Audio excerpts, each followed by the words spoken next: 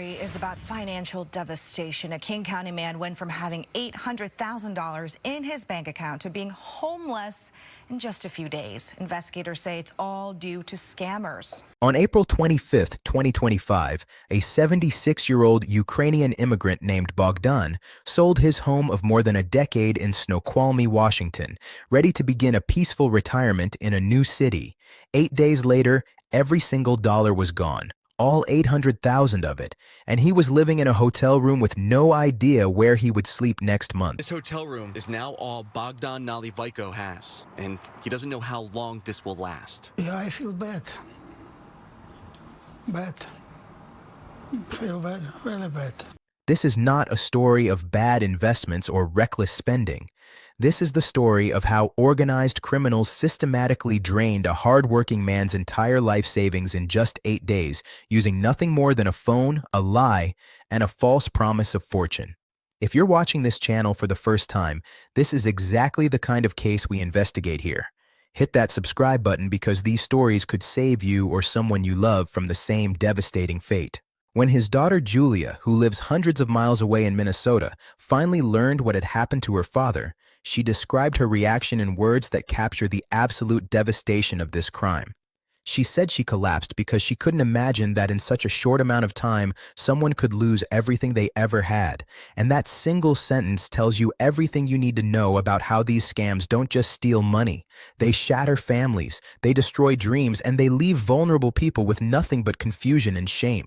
What we're seeing more and more in these cases is a disturbing pattern. Scammers deliberately target seniors, people who have spent lifetimes building security, and they exploit the very trust that makes these victims good people, because the cruelest truth about elder fraud is that it doesn't require someone the victim knows personally. It only requires criminals skilled enough to manufacture trust out of nothing, to sound official, to create urgency, and to make their victims believe they're making smart decisions when they're actually being robbed. Here's what makes Bogdan's case particularly painful to examine. He did everything right for decades. He immigrated to the United States from Ukraine. He worked hard. He built a life. He owned a 2,300 square foot home in King County where he lived for more than 10 years, raising his family and contributing to his community. When he decided to sell that home and move south to Auburn to enjoy a quieter retirement, he should have been celebrating.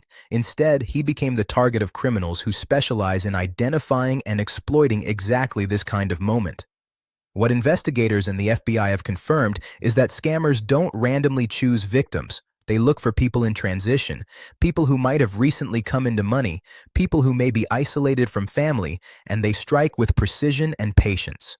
The cruel irony in Bogdan's case is that the very event that should have secured his future, the sale of his home, is what made him vulnerable. Let me walk you through exactly how this scam worked, step by step, because understanding the mechanics is the only way to protect yourself and the people you care about. According to investigators and Bogdan's daughter Julia Tells me scammers targeted her vulnerable 76-year-old father, claiming he had won $17 million in a sweepstakes, but asking for him to pay the taxes on the earnings first. The scammers contacted him claiming that he had won $17 million in a sweepstakes. Now, to anyone watching this with fresh eyes, that might sound immediately suspicious. But here's what makes these operations so devastatingly effective. They don't just call once and ask for money. These are organized criminal groups, as the FBI described them, with professional-level skills in manipulation and social engineering. They build rapport over time. They create urgency. They make everything seem legitimate with what appear to be official documents and procedures. In Bogdan's case, the scammers told him that in order to claim his $17 million prize, he would first need to pay the taxes on those earnings up front. This is a classic advance fee scam. The promise of something enormous in exchange for something that seems comparatively small, and once a victim starts paying, the requests escalate, the pressure intensifies, and the victim becomes increasingly committed to seeing it through because admitting it's a scam means admitting they've already lost money. The timeline of this financial destruction is staggering and almost hard to believe if you haven't studied how these crimes unfold. On April 25th, Bogdan sold his house. On April 26th, he had $800,000 sitting in his bank accounts. By May 3rd, just 8 days later, he had zero. Every penny gone. His daughter Julia described it with painful clarity. The scammers got what they wanted, and they wanted everything, and they got it. During this catastrophic 8-day period, Bogdan was transferring tens of thousands of dollars at a time from two different financial institutions, Chase Bank and Bank of America, to pay out the scammers who had convinced him a fortune was waiting on the other side. And here's where another difficult question emerges that Julia herself raised. Why didn't the bank stop this?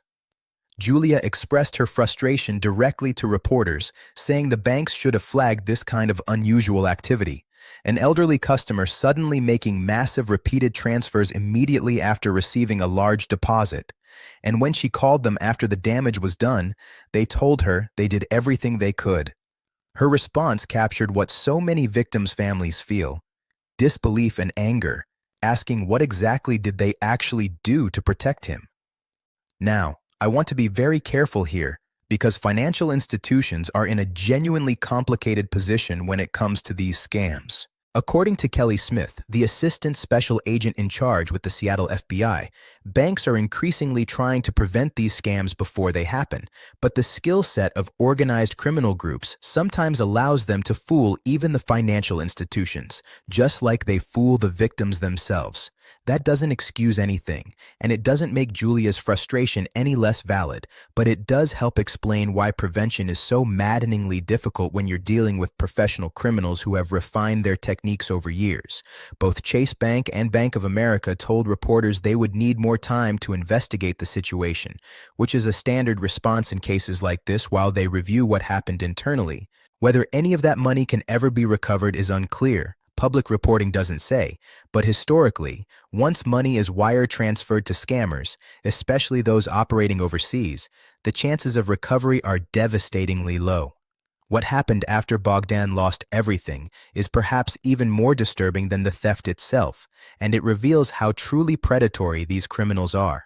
You might think the scammers would move on to their next victim after draining someone completely dry, but that's not how these operations work. Even after taking $800,000, his entire life savings, the proceeds from selling his home, everything he had, the scammers continued to contact him relentlessly. When reporters were interviewing Bogdan in his hotel room, calls were still coming in on his phone, and he had to tell the person on the line that he wasn't talking right now and to leave him alone. These criminals don't just take your money and disappear.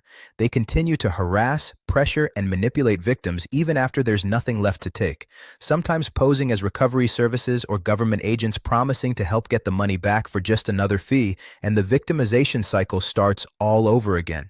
Bogdan, a 76-year-old man who spent decades building his American dream through hard work and perseverance, now sits in a hotel room with almost nothing, not knowing where he will live next or how long even this temporary shelter will last. His own words about his situation were simple but absolutely heartbreaking. He told reporters, "I feel bad, really bad. And here's what I need every single viewer to understand and internalize. This is not a man who was stupid or careless or greedy. This is a man who was targeted by professionals who do this for a living, who study psychology, who know exactly which emotional buttons to push, and who feel absolutely no remorse for destroying lives." Elder financial abuse is one of the fastest growing crimes in America, and the people committing these crimes treat it like a business with call centers, scripts, shared databases of successful targets, and techniques refined through countless victims. They specifically target seniors because seniors often have accumulated savings from decades of work, may be more trusting of authority figures, may be less familiar with evolving scam tactics, and are frequently isolated from family members who might recognize the warning signs and intervene before it's too late. One small light in this incredibly dark story came from an unexpected source, and it's worth highlighting because it shows that good people still exist even when terrible things happen. A man named Joe Kenny, who owns a moving company, met Bogdan when he came to help move his belongings out of the home he'd just sold. Joe saw what was happening. He saw a man who had lost everything and was about to become homeless, and instead of just doing his job and walking away, he chose to help. He's been working closely with Julia, helping Bogdan navigate documents and paperwork, trying to find him somewhere more stable to live than a hotel room that he can barely afford. It's a small reminder that even in the worst situations, there are still compassionate people willing to step up for strangers. Julia has also started a GoFundMe campaign to try to raise money for her father, though public reporting doesn't provide specific details on how much has been raised or how close they are to securing stable housing. Now let me give you the red flags and warning signs from this case that you absolutely need to remember and share with the people in your life. First, if anyone ever tells you that you've won money in a sweepstakes, lottery, or prize that you don't remember entering, that is almost certainly a scam. Legitimate sweepstakes do not require winners to pay fees, taxes, or any other charges upfront to claim their prizes, period. Second, be extremely cautious during major life transitions, selling a home, receiving an inheritance, retiring, losing a spouse, because scammers specifically monitor for and target people during these vulnerable moments when large sums of money may be changing hands. Third, if you or a loved one are making multiple large wire transfers or withdrawals in a short period of time, especially to unfamiliar recipients, that should trigger an immediate conversation with family members and bank officials before any more money moves. Fourth, scammers create artificial urgency. They'll tell you the offer expires today, that you need to act now, that delays will disqualify you, that you can't tell anyone, and this pressure is specifically designed to prevent you from thinking clearly or consulting others who might recognize the scam.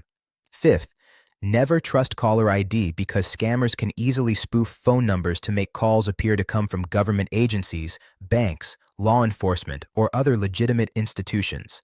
And sixth, remember the oldest rule. If something sounds too good to be true, like winning $17 million in a contest you never entered, it absolutely is, every single time without exception. The FBI has provided clear guidance on what to do if you or someone you know falls victim to a scam like this. Kelly Smith emphasized two critical points. Report the scam as quickly as possible to local law enforcement and the FBI's Internet Crime Complaint Center because speed can sometimes help in recovery efforts or at least in stopping ongoing fraud against other victims, and always reach out to friends and family if something seems questionable before you act. Victims often feel deeply embarrassed and ashamed and don't want to tell anyone what happened to them, and scammers deliberately exploit that shame to keep victims silent and isolated. If Bogdan had called Julia when he first received that sweepstakes notification, if he had mentioned to a friend or a neighbor that someone was asking him for money before he could collect a prize, this story might have ended very differently. The case has been forwarded to the FBI for investigation, though public reporting doesn't indicate whether any arrests have been made or whether law enforcement has identified the specific individuals or criminal organization responsible for destroying this man's financial security. If this story resonated with you, if it made you think about a parent, a grandparent, an older neighbor, or anyone else in your life who might be vulnerable to these exact tactics, please take a moment to subscribe to this channel and share this video with them.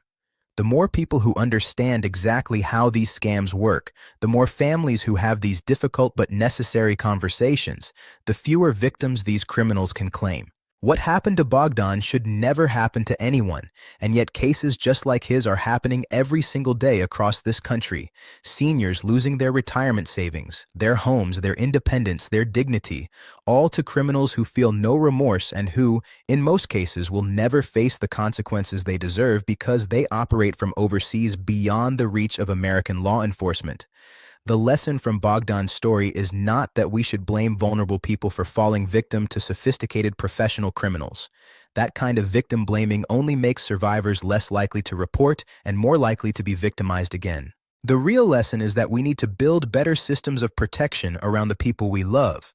We need to have more open conversations about these dangers without judgment or condescension, and we need to understand that anyone, regardless of intelligence or education or background, can be manipulated by criminals who study human psychology and practice deception as their full-time profession. If you're watching this and you have elderly parents or grandparents, please have a conversation with them today. Not a lecture, but a conversation. Establish a family rule together. No financial decisions over a certain amount without a phone call to a trusted family member first, no matter how urgent someone says it is. It might feel uncomfortable to suggest, but that single conversation could save everything they've worked their entire lives to build. Bogdan came to America from Ukraine seeking a better life, and he found it here for decades. He worked, he saved, he bought a home, he raised a family, he did everything you're supposed to do. But in just 8 days, everything he worked for was stolen by criminals who saw him not as a human being with a story and a family and dreams, but simply as a target, as a number, as $800,000 waiting to be taken. His story matters because it could be anyone's story. It could be your parents' story, your neighbor's story, someday even your story if you let your guard down at the wrong moment. Stay vigilant, protect each other, have the hard conversations before it's too late, and never be too proud to ask questions when something doesn't feel right. This has been another investigation into how scammers exploit trust and steal futures. Thank you for watching. Stay safe out there, and look out for the people who looked out for you.